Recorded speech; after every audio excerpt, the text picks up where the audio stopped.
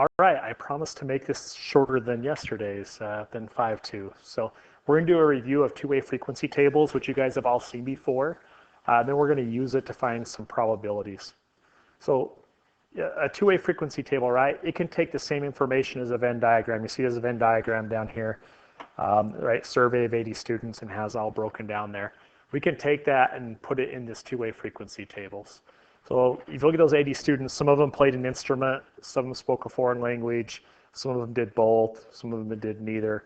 But we want to take that and translate it down to that two-way frequency table. So I want you to pause this, draw this little table, take just a minute or two and see if you can get it, and then I'll run through it with you. So if you look down here, the first thing I'm going to fill out is the total, right? It tells us that there were 80 total students. Then I'm going to start coming up here. It tells me that you have these 16 right here. Those 16 represent those that played an instrument and spoke a foreign language. So played an instrument and speaks a foreign language. Those 16 would go right here. These 9 are pretty easy too, right? Those 9 are the ones that did neither. So they did not play an instrument, did not speak a foreign language. That 9 goes right there. 25. So these 25 are different from those 16. So these 25 played an instrument but did not speak a foreign language. So we want played an instrument, did not speak a foreign language. And these 30 speak a foreign language but did not play an instrument. Now what we're hoping is that these all add up, right? We want the total of 80. So 16 plus 30, so that's 46. 25 plus 9. That's 34. 16 plus 25, that's 41. 30 plus 9 is 39. Hey, 46 plus 34 add up to be 80. 41 plus 39 add up to be 80 also. So real quick, I just want to talk about how we can use these to find some probabilities. So I have some questions here. I'm going to move this one out of the way and just copy and paste in the one we just did that had all that information on it. Okay, so now we have some probability. It says one student is selected at random from the 80 students. So you had those 80 students that we interviewed.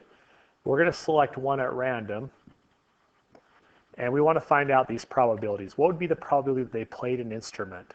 So if you look up here, we need to find, right, favorable outcomes over total outcomes. So favorable is they played an instrument. Well, see, these 16 played an instrument, but so did those. So altogether, 41 played an instrument. Be 41 out of a total of 80. Sorry about that. So that would be 41 out of the total, which is 80. He speaks a foreign language.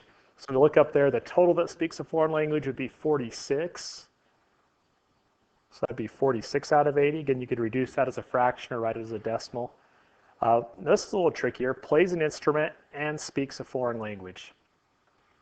So plays an instrument and speaks a foreign language. Now we're not, right? Plays an instrument, now it's not out of 41. You're only looking at those right there that did both. So that would be 16 out of 80. And the last one, oh, we got 2 more. Does not play an instrument and does not speak a foreign language. So that would be 9 out of the total, which is 80. Oh, we got tons of them down here. Let's just do this last one. Does not play an instrument and does not speak, oh, that was this one, sorry. 9 out of 80. That very bottom one, plays an instrument and does not speak a foreign language. So plays an instrument, does not speak a foreign language, that would be that, 30. That'd be 30 out of 80. So once you have these two-way frequency tables, it's kind of nice. They make it really easy to find probabilities. And that's what we're going to focus on in this chapter. Make sure you can fill out a two-way frequency table, or this section, sorry. Make sure you can fill out a two-way frequency table and then use it to find probabilities or frequencies. So here's our learning goal, right? I can make a two-way frequency table. We just did that. I can find relative and conditional relative frequencies. I can use conditional relative frequencies to find conditional probabilities. Okay, a two-way table. I don't know that you need to write this down. You guys have seen these a lot before, but a frequency table, it's a frequency table that displays data collected from one source that belongs in 2 different categories. Right, we just had that last one where, speaking a foreign language and playing an instrument were my 2 different categories. Each entry in the table is called a joint frequency. Okay, and then the sums of the rows and the columns are called marginal frequencies. So going back here, back to our table, these are all joint frequencies, and then their totals out here, those are marginal frequencies. Okay, out there. All right, so here's another survey. Let's fill this one out. It says, in another survey similar to the, it says 106 juniors and 114 seniors responded. Of those, 42 juniors and 77 seniors plan on attending.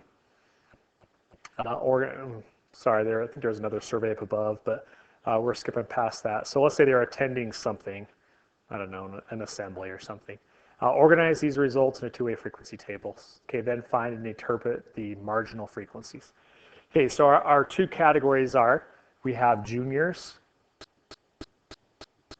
and seniors. And then we're going to say they're planning it. So yes, they're attending, or no, they're not. And then these are the totals over here. Totals, these are the totals.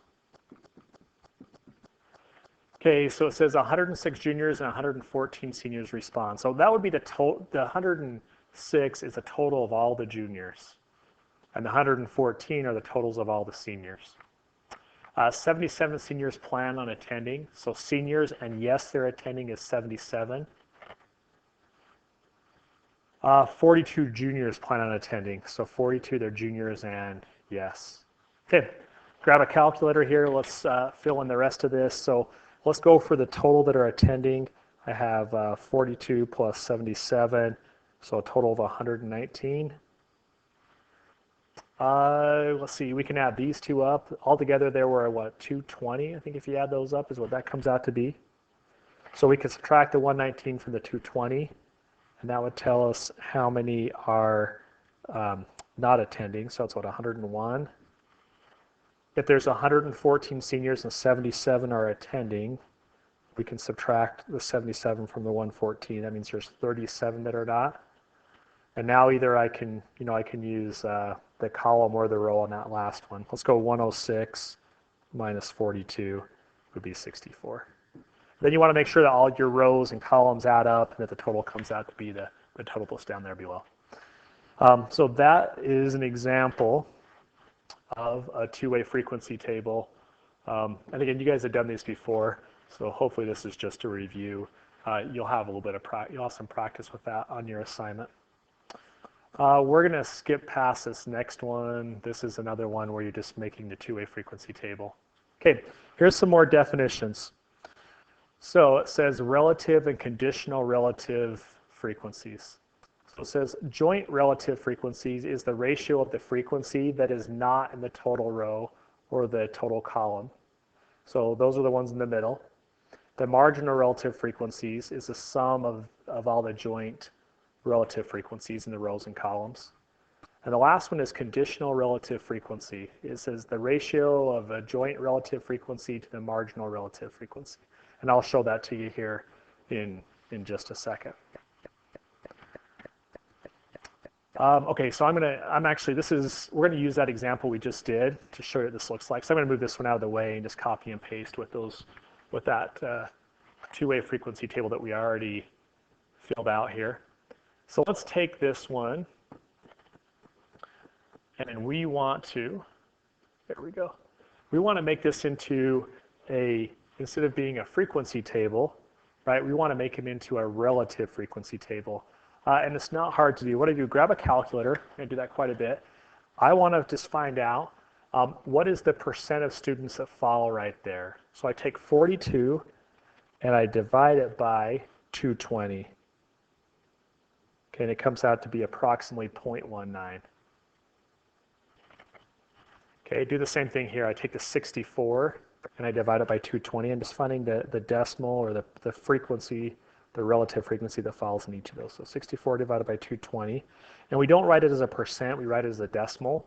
But you can think of that as being about 29% fall right there. Okay, for seniors, I got 77 out of 220 fall into the seniors and yes. So that's 0.35. And 37 fall into the seniors and no. So 37 divided by the total, that comes out to be about 0.17 if I round it off there. Okay, this inside part, I'll outline it in green here. Those are the joint. The joint are the inside. But now instead of being frequencies, they're relative frequencies. If I add all of those up, they should add up to be 100, or add up to be 1. So if I add up all the percent, it's 100%. If I add up all the decimals, it should add up to be 1. So try that, 0.19 plus 0.29. That equals 0.48. That's what we're going to put right here. I'll do these in a different color. This is the marginal relative frequencies. Right, we call the outside the margins. Let's add up 0.35 and 0.17. That's 0.52. Hey, if I add those two up, I get 1, right? 220 out of 220. Okay, come down here. So I have 119, or add the 0.19 plus 0.35, 0.19 plus 0.35, that's 0.54. If I add up 0.29 plus 0.17, that'd be 0.46. And if I add up those two, right, if I add up my margins, those two add up to be 1, just like those two add up to be 1. Okay. So again, the ones in red out there, those are called the marginal frequencies. Okay, the inside ones are the joint frequencies. And the whole thing, once you change them to those decimal forms, now instead of being a frequency table, it's a relative frequency table. It makes it easy to compare to others because, you know, if I just tell you there's 42 up here, well, that's 42 out of how many? Out of 220. But, you know, a different table may be out of a different total besides 220. So if I write it as decimals, 0.19, I can compare that to another table pretty easily. So relative just is, it's like, think of it as a percent in decimal form is when you set that up there.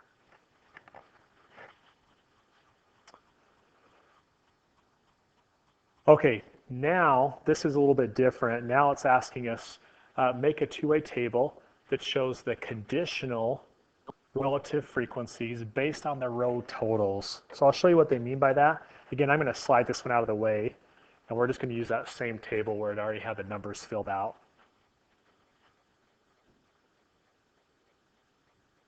Maybe if it'll paste there. There we go.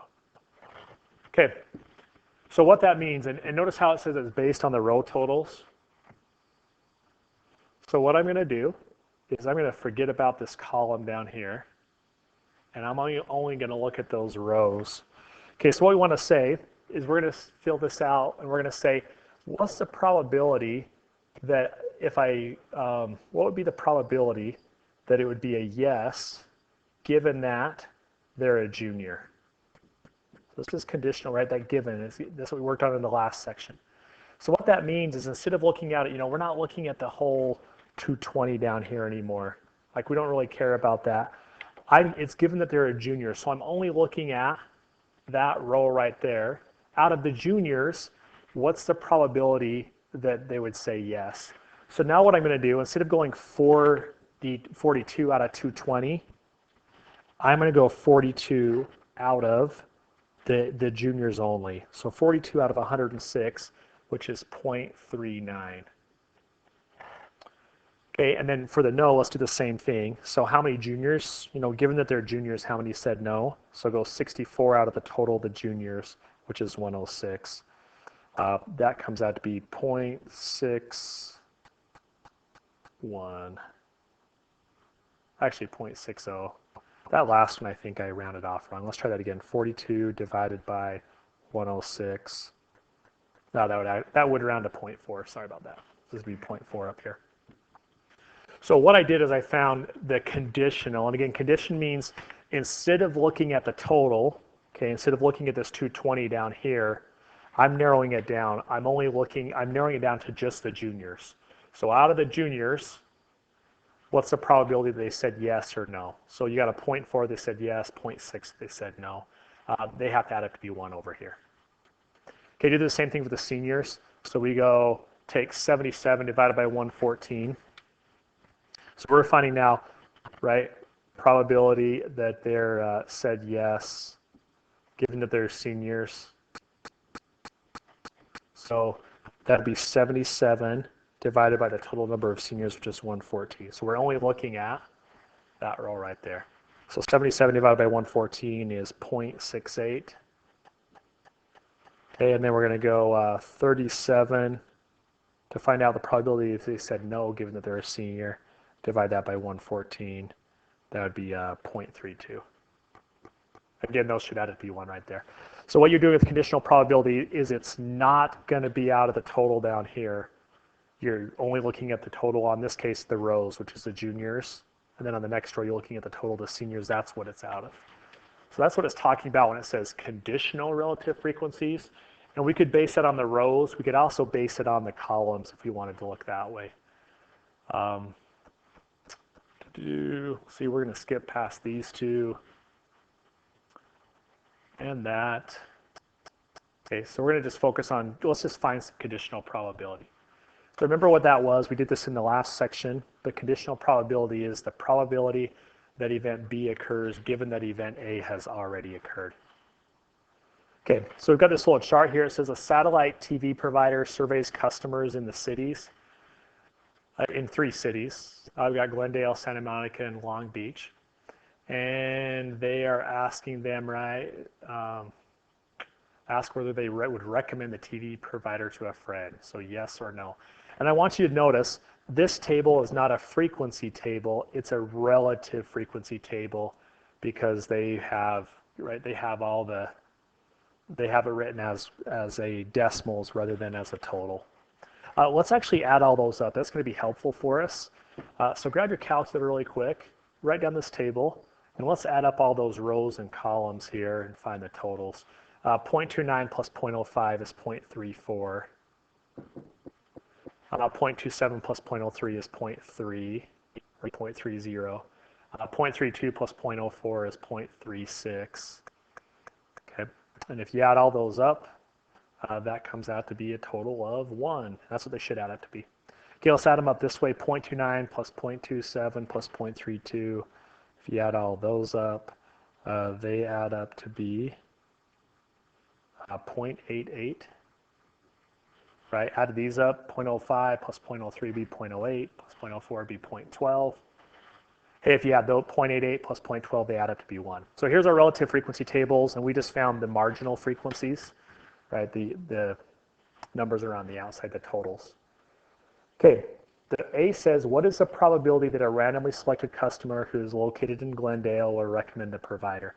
This is the really tricky part, is you have to decide is what's given and what are you trying to find the probability of. So it tells us a randomly selected customer who's located in Glendale. So this part, located in Glendale, we already know. We're only looking at those. So we're trying to find the probability that they will recommend the provider. So probably they'll say yes, given that they live in Glendale. That's what we're trying to find. Look up at your chart here then. All you're going to do is this. It's given that they live in Glendale. We're not looking at everybody now. We're only looking at those that live in Glendale. Okay, we're only looking at those folks right there. So the way I find that, really simple, is I say, what's the relative frequency that they said yes? That was 0.29. Out of the total that lived in Glendale, which is 0.34. Okay, we plug that in our calculator, and that should give us a total. So we're going to go 0.29 divided by 0.34. That's a 0.85. So if you look at that, only 0.29 or 29% said yes out of everybody that said yes and lived in Glendale. But out of the people that lived in Glendale, right, out of these 0.34, 0.29 of them said yes, which means 85% of them said yes. So you're narrowing down what you're looking at. Look at this part B. What is the probability that a randomly selected customer who will not recommend a provider is located in Long Beach? Okay, this one, again, focus on what the given is. So what is the probability that a randomly selected customer who will not recommend the provider? This is, we're only looking at those people right there. That's my given. What's the probability they're located in Long Beach? So what's the probability they're located in Long Beach, given that they did not, they said no, they did not recommend what the provider is. So now when I come up here, the given part is that they did not recommend. So what that means is instead of looking at all the people, we're only looking at the people that said no. We're looking at those people right there. Out of those people, what's the probability that they would not recommend it? So what's the probability that they lived in Long Beach? Excuse me. So 0.04 out of 0.04 of those people lived in Long Beach, out of the total that did not recommend it, which is 0.12. Plug that in your calculator or whatever. I think that's 0.3 repeating. So about 0.3. You round that off. Okay. So when you think of conditional probability, you're narrowing it down. Instead of looking at the total, you're looking at either a row or a column. The tricky part is deciding what the given is. The given is what will narrow it down to the row or the column, and then you'll find the probability within that row or within that column when you go through and find that. This one's a little tricky. It says, determine whether recommending the provider to a friend and living in Long Beach are independent events. So you want to check to see if they're independent. Think about this for a second. If they're independent of each other, that means that one does not affect the other one. So what we're going to look at is say, is the probability that they live in Long Beach, is that the same as the probability that they live in Long Beach, given that they said yes? So if those are the same, then that means that saying yes doesn't affect the probability of living in Long Beach. So let's just check that out. Let's see if we can figure this out. What's the probability of just living in Long Beach? So the probability of living in Long Beach is like both of those together, right? Whether they say yes or no, it's this total down here, which is 0.36. So that's the probability of living in Long Beach. Now, what is the probability of living in Long Beach given that they said yes? So now what we're going to do is just look at the people that said yes right here. We want to find out what is the probability they lived in Long Beach. Well, that's going to be 0.32, right? Those people right there, out of the total. What was that total? That was 0.88, right, is my total over here. So we want to find out, are those the same or are they approximately the same? So go 0.32 divided by 0.88, which comes out to be, if you round it off, it actually comes out to be 0.36. It's not exact, but it's approximate. So we're going to say, yeah, it looks like they are independent, right? The probability of living in Long Beach was the same as the probability of living in Long Beach given that they said yes. And so saying yes apparently doesn't affect that. So we can prove that they're independent. So that's a way you can kind of look at that and prove if two things are independent. We're going to skip past these two and go to this next one. It says a jogger wants to burn a certain number of calories during his workout. He maps out 3 possible jogging routes. Before each workout, he randomly selects a route and then determines the number of calories he burns and whether he reaches his goal. The table shows his findings. Which route should he use? So what we want to find out is, if he randomly picks a route, what's the probability that he'll achieve his goal? So what we're going to check and see is we're going to say this. What's the probability that he reaches his goal? He reaches his goal, given that he chose route A. And we want to compare that to the probability that he reaches his goal, given he chooses route B. And what's the probability he reaches his goal, given that he chose route C? So let's just calculate that. So this isn't hard. This is the way it's going to work, right? So first, the given part is route A. So given that he chose route A, so out of those people, what's the probability that he achieved his goal? Well, how many times did he reach his goal? There's 11 there out of, and make sure you get this total over here. So add all these up. That's 5, 10, 15, 16. There's 17 total times he ran that route. So he has 11 and 17 chance of achieving his goal if he chooses route A. Route B. So he's successful, also 11 times out of, let's add them all up. This is 5, 10, 11 plus 4 is 15. So 11 out of 15 times he achieved his goal when he chose route B. Route C, that's 10, 12 out of, add them all up, 5, 10, 15. This one up here was 15, sorry. 5, 10, 15, 16, 17, 18. Okay, we want to compare all those. Probably the easiest way to compare them is to write them in decimal form. So I'm going to go 11 divided by 17, 0.6, about approximately 0.65. 11 divided by 15, approximately 0.73. And 12 divided by 18 is approximately 0.67. So if we're looking at which one gives him the best chance of reaching his goal, that would be route B. You know, he got that 73% of the time he ran route B, he got that one. So again, those are examples of conditional frequency. Hey, we'll do this last one really quick. This is really similar, right? He keeps track of his employees, and he wants to find out who's doing the best job of exceeding expectations or just meeting expectations. So who should he choose? So all we're doing is finding out what is the probability that they exceed expectation, given that, let's first of all, given that it was Joy. What's the probability the employee exceeded expectations given that it was Elena? And what's the probability that they exceed expectations given that it was Sam? So again, all we're doing is first narrow down to this. We're only looking at Joy. So exceeding expectations there were 9 out of, let's add all that up, that'd be 10, 15. 9 out of 15. For Elena, it was what, 12 out of, if we add all that up, would be 15, 20. And Sam would be 11 out of, and the total there was 15, 18. Okay, again, grab a calculator and check those. 9 divided by 15, would the relative frequency be 0.6. 12 divided by 20, I'm pretty sure that's the same thing, 0.6.